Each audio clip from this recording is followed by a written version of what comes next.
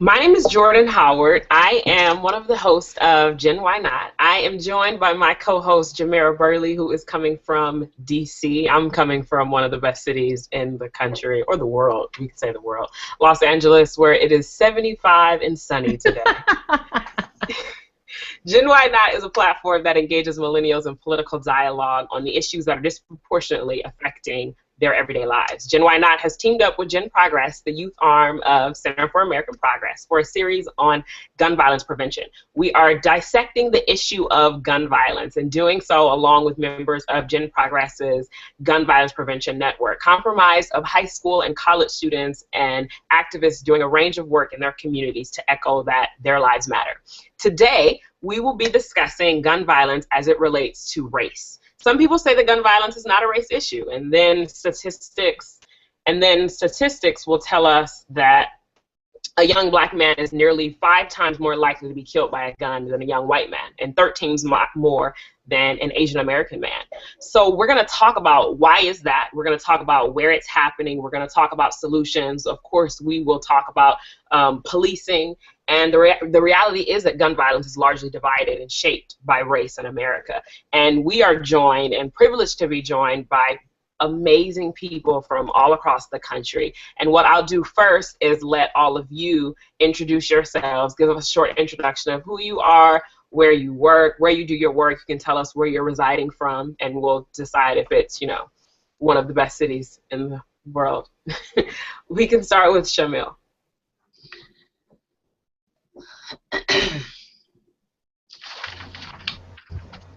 So my name is Shamil Lewis. I am with the Dream Defenders, and I currently live in Miami, and it's about 68 degrees right now and sunny.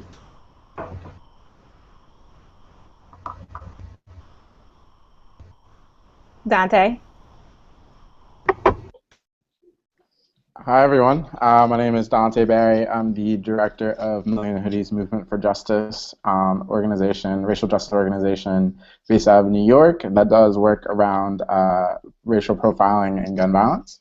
I'm in New York, not 62 degrees. It's freezing outside.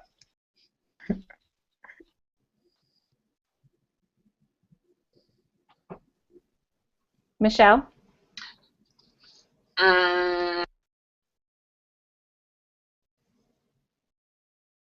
Oh, Michelle, you're muted. All right, there we go. I got my life together now.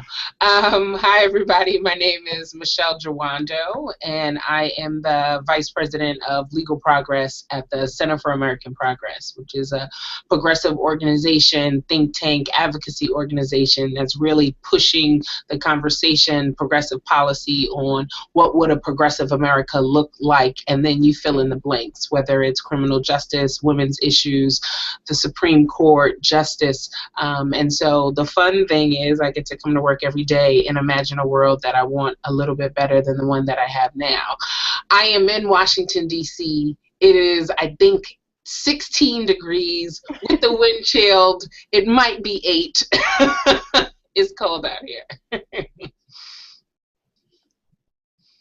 How y'all doing? My name is Erica Ford. I am from New York. I run an organization called LIFECamp. Started doing this work when I was 18, which is probably the age of these youngins here on this call. But I'm still holding strong, turning 50 this year, and dedicated to making sure that the millennials live in an environment, as the sister just said, where we do have a progressive society and we are looking at things in the matter of people's lives matter. So I'm privileged to join this conversation with these energetic, warm bodies from California and Florida and my cold brothers and sisters in New York and DC. That's why I love Erica. She always throws really good shade to some of us. And as Jordan mentioned, my name is Jameer. I'm the co-host of GenYNot, and I am based in D.C. working for a lovely organization called Amnesty International. And we're super excited to have all of our guests here today who are leading on some amazing work around the country, which they will get an opportunity to talk about later on in the segment. But we wanted to jump right into the conversation because gun violence, race justice is taking center stage, not just here in the U.S., but around the world. And you have incidents like Ferguson, and you have incidents that happen in Cleveland, Ohio, and in Philadelphia, where I'm originally from. And so we want to take an opportunity to talk about the facts and more specifically talk about the data. So we're going to jump right in and ask Michelle to just briefly give us an overview of the report that she just released, called four ideas that could begin the reform for the criminal justice system and improve police community relations. So thank you, and I just want to echo my sister Erica. I'm also a Queens girl, so I'm a transplant now here in Washington, D.C., but I have to represent always. You know, as we started to think about what are reforms that are really going to look at what we know is a systemic issue that we see in the criminal justice system. We see it there, but the seeds of a lot of our problems extend beyond the criminal justice space. We see it in educational disparities. We see it even in our climate movement and where African Americans and people of color disproportionately live and how that then affects our health in the communities all across the world. And so one of the things that we did is we recognized that there are little things that we can begin to do that have kind of long-lasting consequences. And by no means that we release the report and say, this is the answer. What we recognize is we have to put as many different answers on the table if we're actually going to get some really good and change outcomes for our children. So one of the things that we definitely talked about is data collection. So the fact is we released this report, but at the time of the Eric Garner, Tamir Rice, Tarika Wilson, all of the killings that we are dealing with, a question that kept on coming up is how often do we see police-involved fatalities? And the reality is we didn't have a real answer. We know Congress quickly passed the law, the Data Collection Act of 2013, but even what we saw there is there isn't enough detail and data to figure out what are the circumstances that even led to that death. So one of the things that we have to do so that we can all get on the same page in terms of benchmarks, how can we improve a problem if we can't identify it, is improving data collection. Another piece that I talk about, which I think is center, is implicit bias.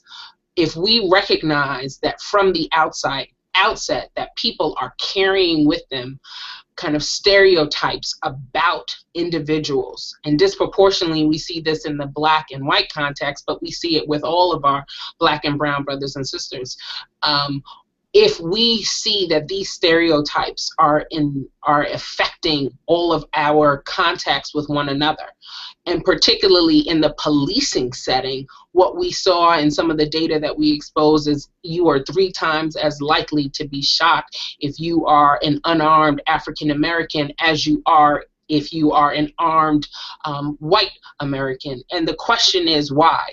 And one of the things that we are trying to do is expose this. One of the ways that we can expose it is we have to kind of get rid of these ideas of color blindness, because when you say and ascribe to this belief or this hypothetical world where nobody has any type of race or color, you're basically saying that when I actually meet someone who is a person of color, I'm coming to them with the stereotypes, and if I haven't ever been in any type of conversation, the only thing that I have, the only thing that I'm bringing with me are the stereotypes that I've heard about this individual, and that's problematic for a whole host of reasons. So one of the things that we are asking for is implicit bias training starting in the police academies and going as a continuing condition of federal funding. One of the other things that we're looking at is how can you continue to use the steps that we have learned that work when you are looking at local police jurisdictions, how do you broaden that nationally? So we know that we have an attorney general who has probably been one of the most prolific and engaged attorney generals that we've seen in our nation's history, and yet his Department of Justice only has the ability to come into certain jurisdictions, look at those issues that are in those police jurisdictions, make recommendations and changes, and then all of the good work that he's done stays there. And what we're saying is, no, no, no, no, let's bring that to scale. So that's one of our recommendations. And finally, as an attorney, I'm someone who I have to believe that the law can change, right? But I also recognize that the same way that I believe and I have this hope and this optimism in the law, that there are other people that use the law, that twist the law, that turn the law to meet their goals. And one of the things that we see, particularly in the context of special prosecutors, is that there are some real conflict of interest issues that arise, and we need to honestly take a review of the system and say, are there other methods that we can reach that will actually change the outcome when we see grand jury investigation? So I don't want to take too much time. I took enough already, but those are 4 ideas. There's a whole host of others out there, but we just wanted to start the conversation. You know, and it's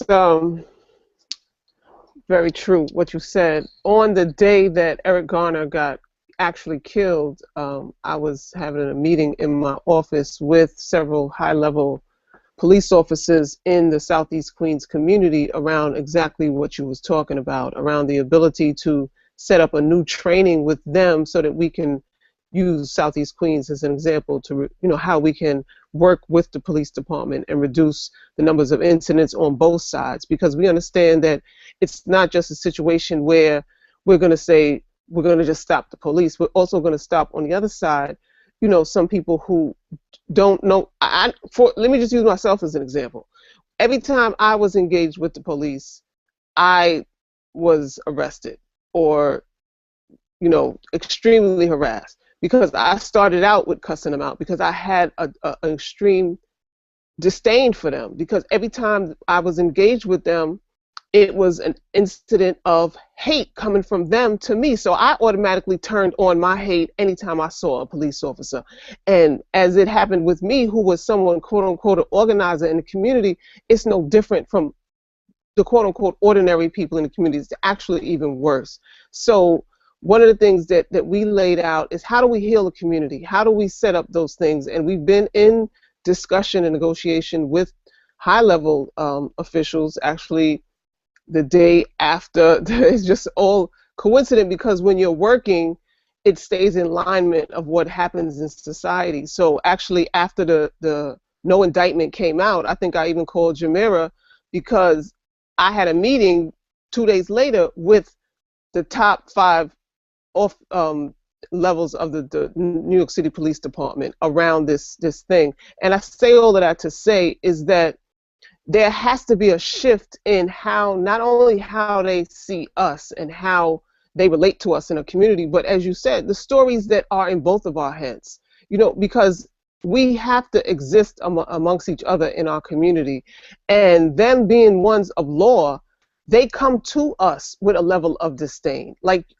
Lynch can't change the reality. He can't bully us into believing that there is not a distinction between the community and the police, and it's just going to go away because he says it doesn't exist.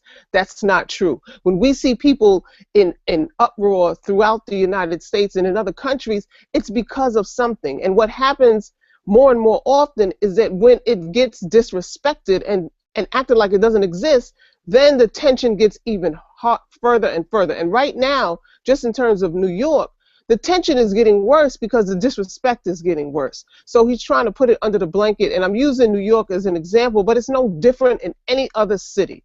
You know, so the first thing is the blatant disrespect, because you can't even have a working relationship and institute those things that you talked about if they're not even respecting government. Because so here let me in New ask York, go ahead. Let me ask you this, Erica, because with the recent events that just happened in New York and in Ferguson, one of the things that came out that the president moved forward with is the executive order to create the task force for 21st century policing.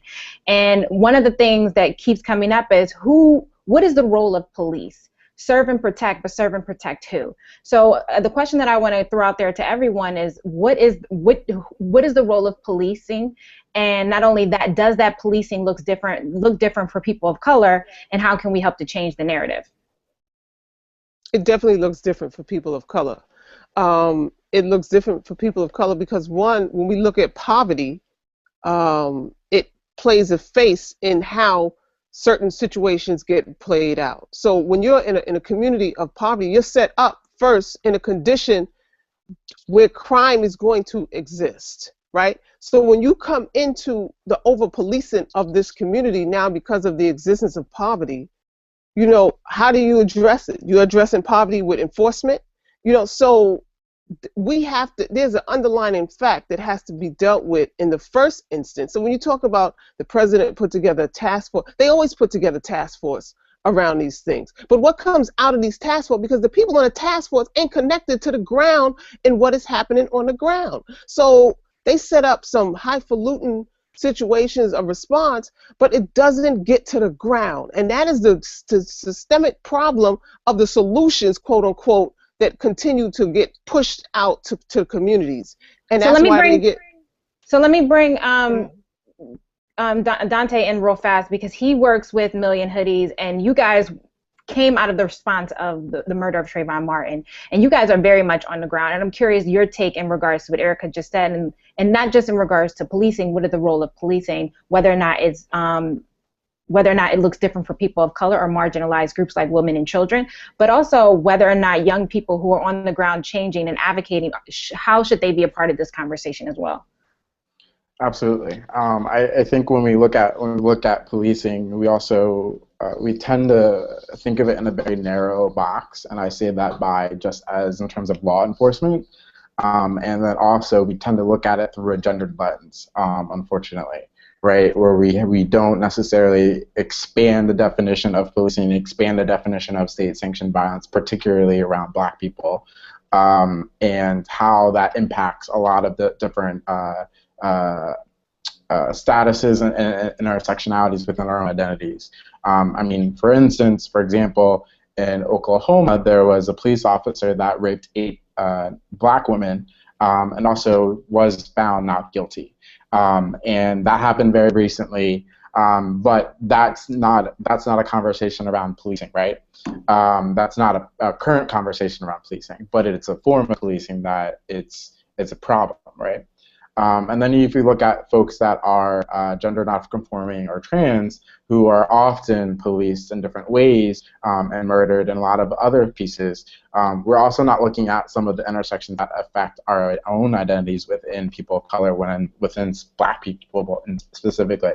So I think when we look at policing, we also don't tend to look at it in a very expansive form, and we tend to think of it only in terms of law enforcement and or males and gendered. But what we've been doing in terms of work that Million Hoodies has been, we're also looking at, going off of what Erica mentioned, is that a lot of poor and low-income communities are also going through this, particularly in New York. There's a policy called Broken Windows Policing, which is basically zero-tolerance policing. It was the purpose for why Eric Gardner was first arrested in the first place, or harassed in the first place, back in July from NYPD.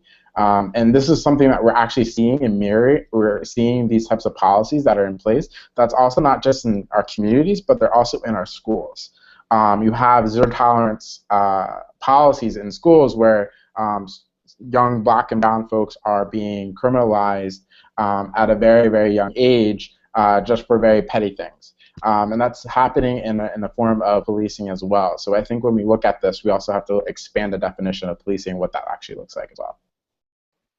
So let's go over to, let's take it to the sunny side. Let's go over to Florida and see what are the Dream Defenders doing? What type of actions have y'all been doing over the last few years when it comes to policing, mobilizing young people around this issue of gun violence? So, like Million Hoodies, we were founded in the wake of the death of Trayvon Martin, and that initially started with a big march that was 40 youth from across the state of Florida, some people from across the country, who went 40 miles from Daytona to Sanford, Florida, and blocked off a police station, and really made very clear that our role there was to disrupt. If we don't get to live our lives, you don't get to live your life. And so within days of that, Zimmerman was arrested, the police chief quit. series of other things. And so since then, we've expanded across the state, and we have 11 chapters now. And all of the campuses sort of work on their own campaigns. So in Tallahassee, folks are working specifically around like police violence and state violence, and those sorts of things are happening across the state. But in Miami, we've been really on a push of making sure that we're engaging and building with community members. So the other day there was a rally that we went to, which was really interesting because now we're talking about like state violence and what does policing look like and what does that mean for communities and communities of color, because there has been a lot of violence happening in Miami recently, right? So not things that are being talked about on a national scale, but we had people show up to the rally who, of course, were talking heads who talked forever. And it took for like a young girl who was in high school to get up on the stage and say, y'all are talking about all this violence that's in my community, but nobody's talking about what the police is doing to us. Nobody's talking about how when we actually need the police to be here, they're not here, but they're here to harass us at all points in time. And so when we talk about like what the difference in policing is and what that should look like, that's a conversation that is very important that never really gets had. So like when we're talking about policing and we're talking about the hyper policing of bodies of color, right? And you look at things like hashtags on Twitter where we have criming while white and living while black, and to see like the stark disparities in like what's happening when I'm not doing criminal activity and I'm trying to live my life, that makes things very interesting, to say the least. And so a lot of our focus now has been around making sure that people are understanding their rights and their interactions with police. So Erica talked earlier about when she gets into something with the police, she had always gotten in trouble or arrested or whatever, and I'm the same way, because we haven't, or what we're working on is trying to make sure that people understand what those interactions with police need to look like, because if you don't know where you stand and what your rights are in that sort of situation, there's no way that you can adequately respond and maneuver. And so that's a lot of what we've been focusing on. But then jumping into some of what Dante was talking about with zero tolerance policies and policing, we have children who are being criminalized from the time they are children, right? So they're going to a classroom and they're having to completely strip their identity, right? Because none of who you are belongs in the school, right? So the way that you speak, the way that you dress, what you wear, none of that is acceptable in this space. And then all of that is criminalized if you do it. So we're literally, a generation is being built that they don't know how to, they haven't been taught to think. They don't know anything but violence because that's all that's around them. And then we teach them that they are deviant for being themselves. And then you have to think about who determines what's deviant, who gets to decide the laws. We talked about laws earlier and how they're constantly changing. And so when we're talking about like this movement and this work, does the scope of that need to stay in the realm of law? Because every several decades things seem to change. And if I could just jump in there, I mean, I think what's just so profound about our conversations, and which is why I think you can't even just look in the criminal justice space. You have to look at all of these issues on a spectrum on how are we going to think about how people of color live in this country and what are their disproportionate either feelings, effects, what happens when they have interactions with kind of authority, quote unquote, whether that be government, law enforcement, in school. You know, everybody talks about the school to prison pipeline, but what's so damaging about that is if you have 4- and 5-year-olds who are being suspended from pre-K, and then for the same behaviors that we see that when white 4- and 5-year-olds are basically sent to the office and told to go back to class, but we're seeing black and brown children being suspended for those very same infractions.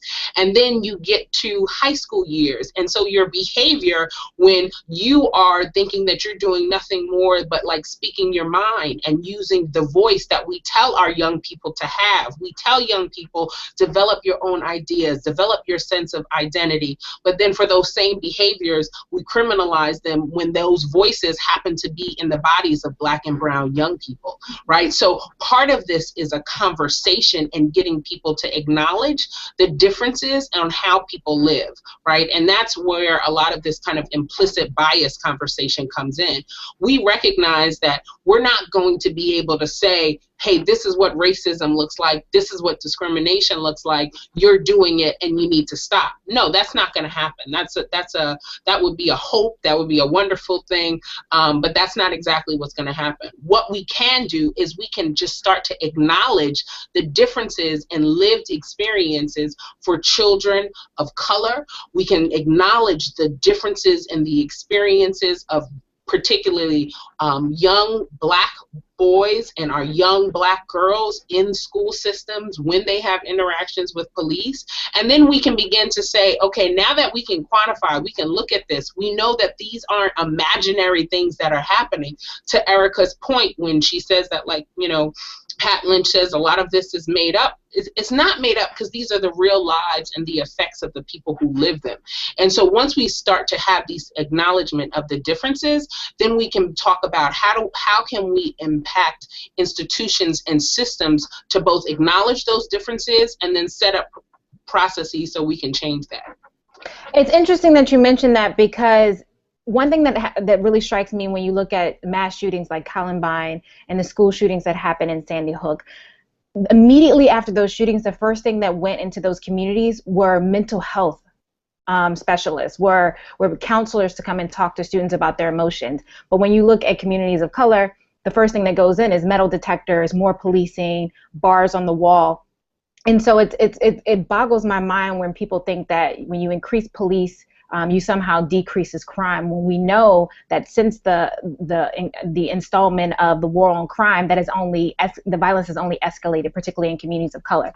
And so my question to you all is, from the work that you do, what do we need to change about the reaction between government and sending more police in, but also this militarization of our police forces and the disproportionately use of resources that could be put in more preventative services?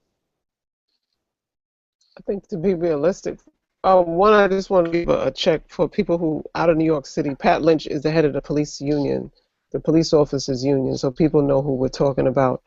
But to your question, it's a systematic situation. So when you talk about a systematic situation, everything that is set up through that system is set up to support that system. So the police support that system, and that system is to incarcerate and criminalize young people. So, like, we can have a discussion, a theoretical discussion on what needs to happen, and charge millennials and everyone that's watching and listening to be more in awareness and to live in a different mindset in terms of how you look at what you're doing on a day-to-day basis. Is it reinforcing the system that continues to oppress us and continues to incarcerate our children, or is it something that's shifting to the alternative side? I think that one of the things that is missing right now in the age of the millennium is that mass leadership, not mass, that's focused leadership. There's a lot of individuals who are the answer, but there's no individual that is leading the cause of all individuals, you know, and that if everybody's doing their own thing in an interconnected society, it cannot change. So when you look at, for example, I'm going back to Pat Lynch can immediately call, he has a police union that will institute his call. So they did a slowdown, or they'll arrest more people, or they'll kill more people because they work together to enforce their system. When it comes to us, I'm with 1,000,000 Hoodies, and I'm with Dream Defenders, and I'm with Generation Progress, and I'm with GenYNot, and I'm with LIFECamp, and we can't work together, you know. So the first thing is, what is our own partnership and interconnected in our vision forward to make a change in this system, because the system is mass. So when Michelle talks about the school system, it's connected to the police system, it's connected to the prison system, it's connected to the food system, it's connected to the clothes system. So when we're talking about, she's drinking Starbucks right now, you see, which is part of, you know, but it's all a system to get us to continue to support. So they wanted us to pause during the holidays so people could shop. and support their system. You know, so we have to really have when Michelle talked about Generation Progress and what it is in terms of a think tank, we really got to have a think tank conversation on what it is that we're committed to do. Because in order to make some real fundamental change for our children, we have to make real fundamental change for our children. It's not, you know, marching brings attention and awareness to what it is that we're trying to do. Those task force can maybe institute some legislations at the 4 years or 8 years that the person is in office. But when we're talking about some real change, we got to really work to make some real change. So, you know, it's changing the mindset of individuals to understand their role in this systematic struggle to get some real justice for our people. If anyone understood what the hell I said. Yeah, we did. We definitely did. Thanks for that. So what is your, and anybody can take this question, but what's your take on people? We're having this conversation about policing, over-policing in urban communities, and as soon as we start talking about police, it seems like some people think that we are anti-police. So what's your take on people that think that police accountability means that you are anti-police? What does that mean, anti-police? What is it, like, you know, for example, who cares? Who cares? You know, we are anti-police brutality. You know, that's what we're anti. People have police in their families, police who are friends. Who cares what people say? That is to take us to a point and to now respond to what, you know, that stuff, as opposed to staying focused on how do we really shake the system. I think. No, go ahead. I think the other thing is it's almost like a false choice. So to say that you want to both live in a safe community and have people who are policing your community protect them from criminals, right? Because no one supports criminals. Like, this is the thing that is just like so crazy to me. Like, yeah, I want someone walking up to me and robbing me, and I think that that's okay. Like, that is just crazy, right? It is a false choice to say that somehow we are supporting people who come into our neighborhood and only want to hurt the people who live there. And by saying that we have a problem with over-policing as a response to that, and then that somehow means that we can't support the people who actually want to keep us safe, is such a false choice that we all have to do more to kind of just reject it. I mean, I think we just have to start from the basis that it is okay to say you want to live in a safe community, but the people who are entrusted, who have a higher duty and responsibility, because remember, you take an oath to be a police officer. You are entrusted with the public safety. So you're not just, anybody can just be a police officer. So if we're entrusting you with this higher duty and responsibility, you have a duty to the community, to the people that you serve, to protect them and to not harm them. And that's what we're saying we have to fix for those people who have stepped out of that line and who no longer want to protect the community but want to harm them. I'll also say that this is not about people per se. I mean, when we talk about policing, it's also institutional, and we're talking about systems. We're talking about power structures that have been in place for centuries. And when we look at the foundation of policing, it started with slave catchers. The very badge that police officers wear is the very same badge that slave catchers wore in terms of slave patrol. So when we look at policing, we're looking at a history of oppression and of power against a form of community. And so when we look at police accountability as the overall arching piece of it, we want to be seeing more effective policing. I mean, we can have bigger visions of like what does no policing look like.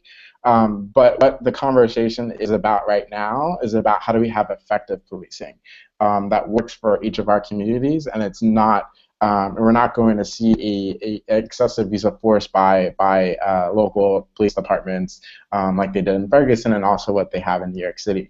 So how do we create more effective policing practices that are also inclusive and non-discriminatory that works for all of us? So over the last, oh, go ahead. No. I just wanted to kind of hop onto what Dante was saying about the importance of like effective policing, because in a perfect world we wouldn't need police in our communities because our communities are looking out for each other, and we wouldn't have prisons, and we would live in a reintegrative society and not a disintegrative one, that when someone commits a bad act or a deviant act, that person does not then become that act. That is just something that they did as a good person, right? But in the meantime, first of all, police need to be representative of the communities that they're serving, right? So if I live in Miami Shores and the police officer that's coming here lives up in Boca Raton, I guess that doesn't make sense spatially because y'all don't live here. But if the police that are supposed to be that the police that are entrusted with the safety and protection of my community are not from my community, do not identify with the people there, do not know what day-to-day life is like, there's no way that they can effectively protect and serve and keep me safe. The reality is they're protecting their interests and their jobs and meeting their quotas and whatever. So I think it's really important when we're talking about like this conversation of policing and what that actually means, that we do move towards what does effective policing look like, because the reality is it's not going to get perfect overnight, and we need to strategize and really figure out what that looks like and start to implement that, right? Because policing sits up on a pillar and policing sits up on the structure, and we have to knock down the pillars that keep that structure standing.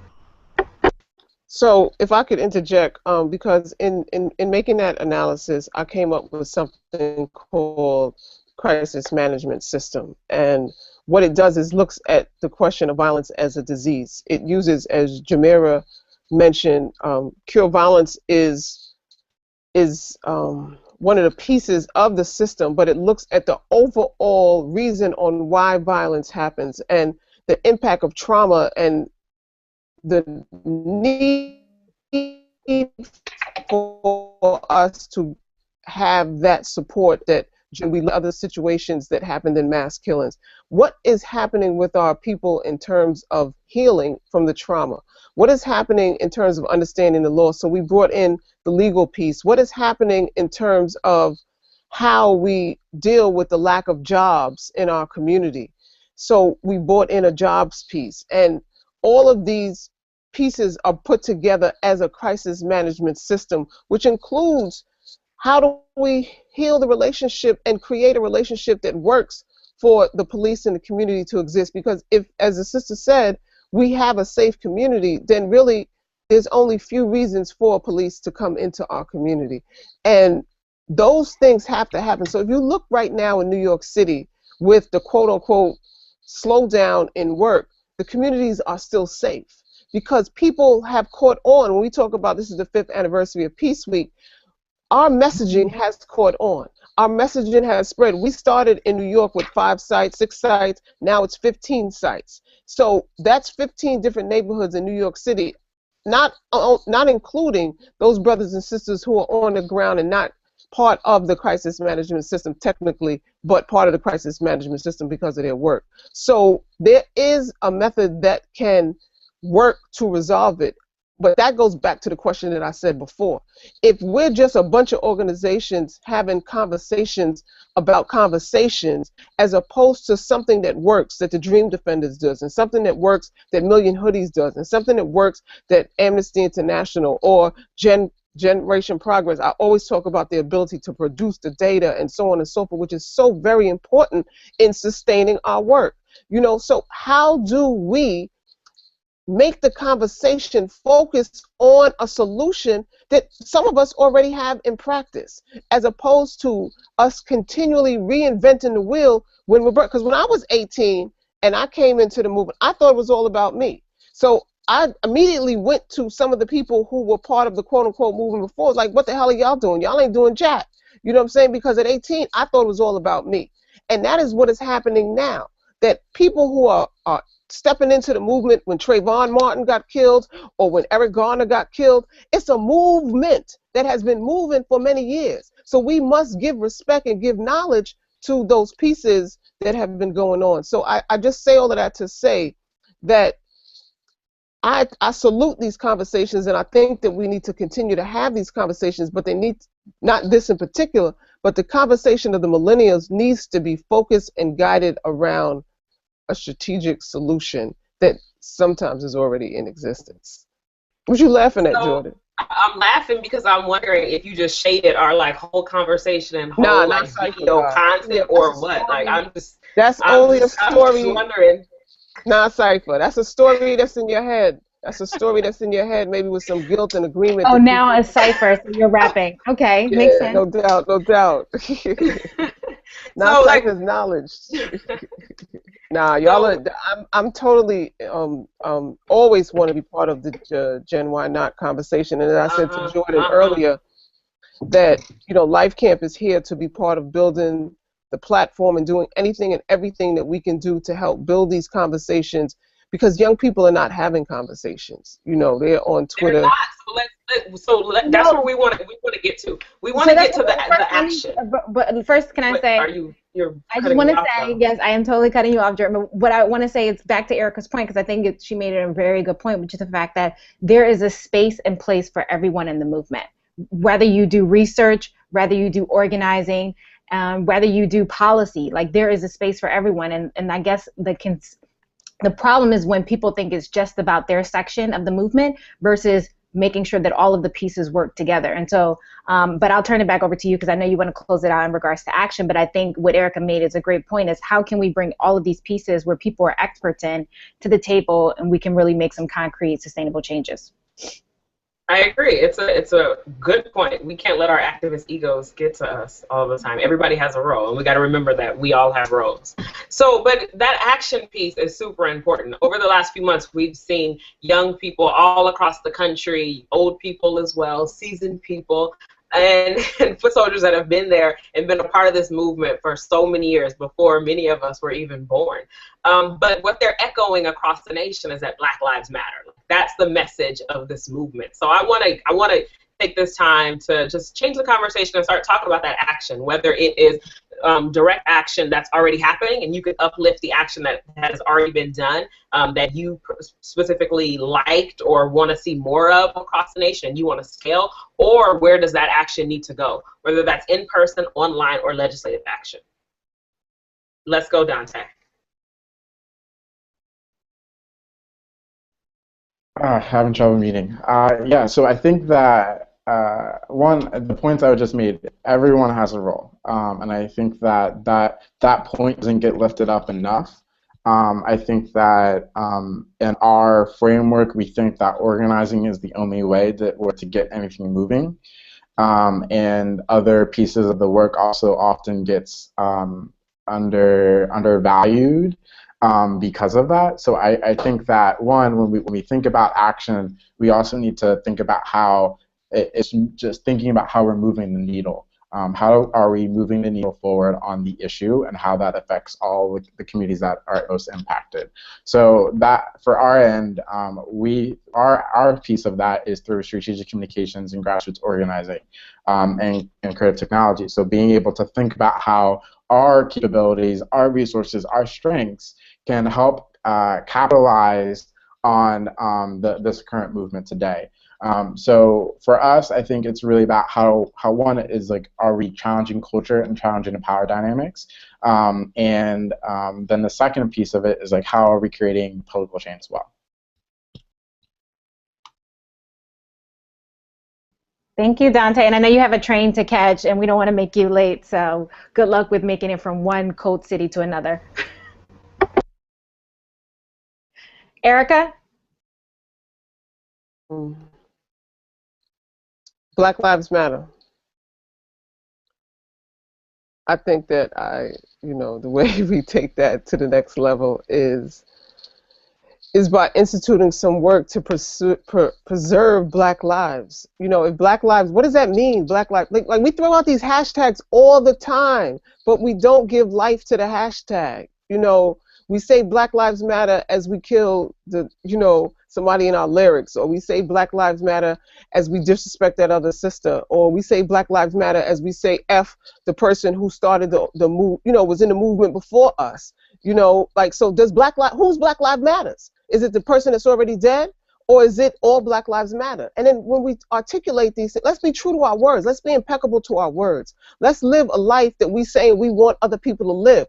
We cannot say Black Lives Matter and then totally disrespect another Black life, you know, and then put the demand on someone else to respect our Black lives, and we don't respect our Black lives.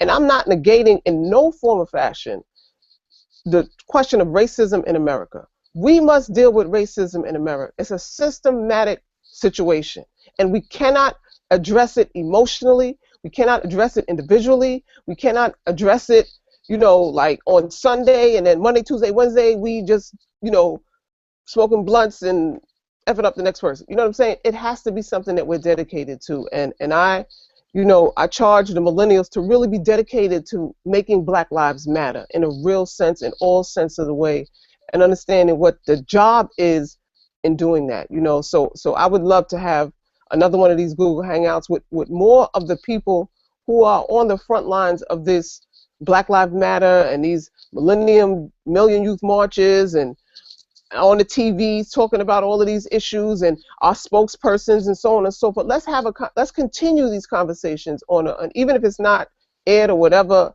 as much as we can. And maybe that's something that the Ole Miss High and mighty Jamera Burley in her new position at Amnesty International. No, but I'm only kidding, Jamera. But it's something that I definitely would love to partner with you guys and host, because as I said to you in the top of the year and then last year, Jamera, that this year is my 50th year on this earth, you know, and what I want to do is help implant in the minds of the millennials how and why they must be committed to this true essence of Black Lives Matter, you know. So that's all I got to say. And Peace Week starts January 15th, ends January 22nd. So come to the website. You know, that's why I keep shining on right here. You know, I do marketing and promotion all day, every day. peaceisaflifestyle.com, and join us from whatever city you're in, and let's take personal responsibility in not only making Black Lives Matter, but making peace real in our communities and in our lives.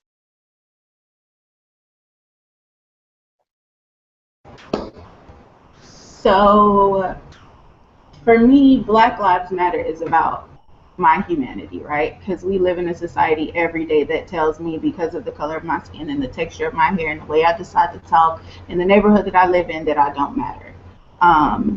And so for me, affirmations are very important and very real, and I feel like that's what the Black Lives Matter hashtag is. Because the reality is, in the society that we live in, if all of society values Black lives, then things would be a hell of a lot better, because we're at the bottom of the totem pole. So if things are better for us, they're better for everyone else. But as far as actions are concerned, I want to talk about power and what that means, because in our organizing bubble sometimes, and I know for me, for a while, this is the way that it was, I had learned that like power is organized people and organized money and being able to get someone else to do something, right? And over the past year and a half or so, I've come to realize that power is not just your ability to organize people and organize money, because that is important, yes, but power is your ability to create. And we know all of the things that we don't like, right? We know that we don't like our education system. We know that we don't like policing. We know that we don't like the way that our legislators are carrying themselves. We know that we don't like all of these things, but our real power lies in our ability to create what it is that we do like and what we do and what we do want to see. And so I think that's very important. And I think as millennials and as young people, and not just as young people, but just as people, we have to get comfortable with not only being able to talk about all of the things that we don't like, but we need to be ready, willing, and strategize to talk about the things that we want and the things that we want to see created and the things that we're going to create. Things like parallel institutions are something that I think are very, very, very important. And being really genuine and honest about like being inclusive of our movement and who is a part of it, because Erica talked about all Black Lives Matter. I asked the question, which Black Lives Matter? And for me, the answer is always all of them. So that's the young ratchets that's chilling in the neighborhood and doing all of their things. That's the one sitting in the college classroom that don't really understand everything but is trying. That's the younger generation that don't really care about none of this stuff because it doesn't feel tangible for them. That's the older folks who feel like they know all the answers. All of those lives matter, and I'm a strong believer that we won't get where we need to go and where we want to go if we're not talking to each other and having real dialogue and allowing for synthesis of our ideas. And so I think on the action piece, that's what needs to happen, is genuine synthesis of our ideas so that we know where we're going, so that we can all adequately get there, because like we talked about earlier, roles are important, right? Michelle? And I will just say, I love this conversation. I love this dialogue. I get kind of chills when I talk to my brothers and sisters and we have these conversations, because the fact is, if you look at, everybody should go and see Selma, right? When they were organizing, they were having these same type of conversations. They were having these same type of fights of who's going to do what, who's going to lead the march, who's going to, write the press release, who's going to, go and talk to the president. I mean, they were having these same conversations.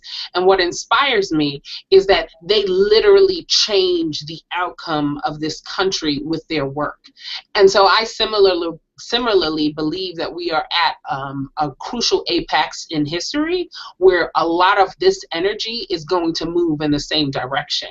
Once you impart kind of this passion and this energy that you've seen, it doesn't dissipate. Energy never dissolves. Energy has to move. That is just the chemistry and the sheer nature of when you have a movement, and when people start to feel something, they do something.